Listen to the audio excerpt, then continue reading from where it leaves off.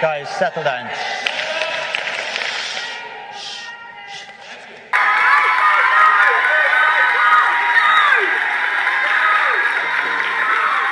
I feel scammed, to be honest with you, because I've given them 30 grand, I expect a return, which is my degree, and they've sort of taken it and ran with it. Imagine how you'd feel if your dissertation was never marked. You spent days, weeks, months writing your biggest ever assignment and nobody's ever going to read it, apart from maybe your mum.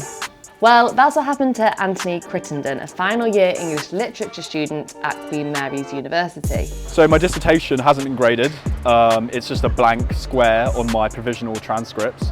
And another module, which is a 30 credit module, which is the same weighting as the dissertation, also hasn't been marked. So therefore, I don't meet the requirements to actually graduate. I'm so frustrated and disappointed with how it's all been managed.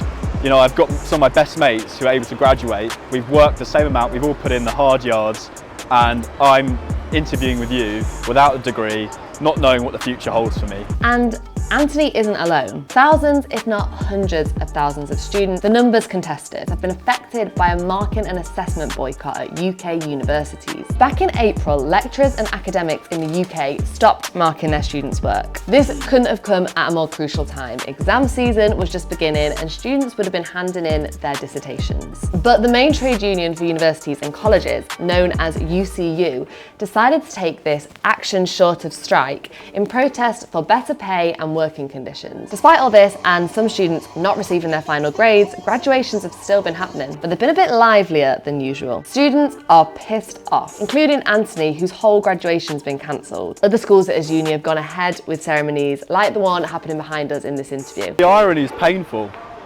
You know, I just saw them throw the caps up in the air earlier, and watching that is just so disheartening, because I've been told that graduation is one of the most momentous events of your life, really. But even for those lucky enough to have had graduations, there are still students who've been handed empty scrolls with no marks. Or apology letters from senior management instead of their grade transcripts. That's what happened to Will Scheffler, a final year student at the University of Edinburgh. He's another student who still hasn't got a grade to show for all his years of studying. I got a folder, actually, I've got it right here. I got a folder with an apology letter signed by the principal, Peter Matheson, just saying, you should be very proud of your study here.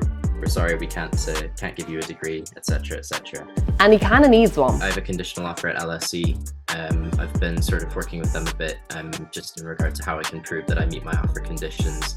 Because of course I can't prove a final transcript. I have also no timeline as to when I can provide a final transcript, which is an added layer of fun.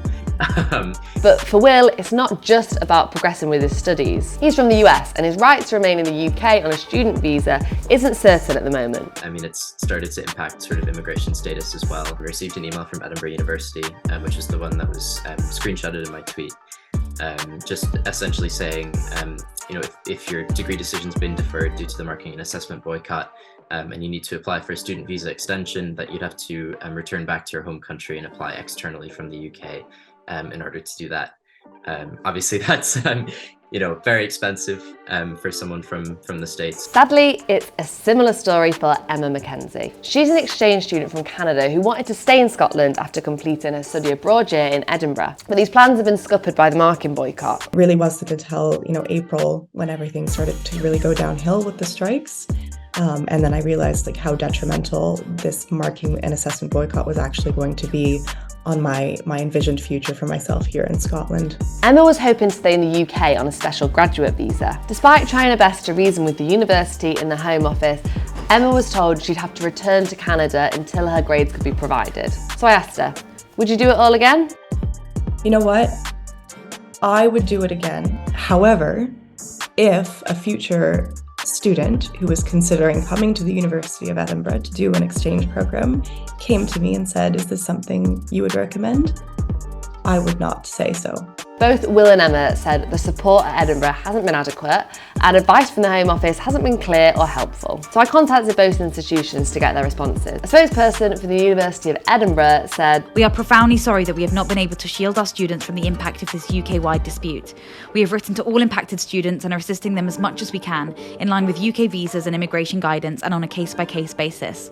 And a spokesperson for the Home Office told me, students who wish to progress their studies without the results can request a letter of formal written confirmation from their sponsor, assessing the student is highly likely to complete their course successfully. They also have the option to return to their home country and apply for another student visa out of country. Will says the university, who acts as his sponsor, won't give him one of these highly likely to complete letters. So whilst these students have their lives on hold, what are lecturers actually doing? Well, they're not just down in tools and watching Netflix. I spoke with the branch president of UCU at Imperial College London, Dr. VJ Timms, to get a better understanding about what could have driven academic staff to this point. We've got staff members here who basically have had to be, Imperial College of all places, one of the wealthiest places, staff members here who have been feeding their children jam sandwiches for their lunch because they can't afford to do any better in the cost of living crisis. When I contacted Imperial to put VJ's comments to them, they responded with a link to a general FAQ page about industrial action. For every day VJ takes part in the boycott, he's losing out on pay. But as his salary goes down, the number of papers he'll still eventually need to mark doesn't. I've got a giant pile of papers here. So here are the exam papers that I'm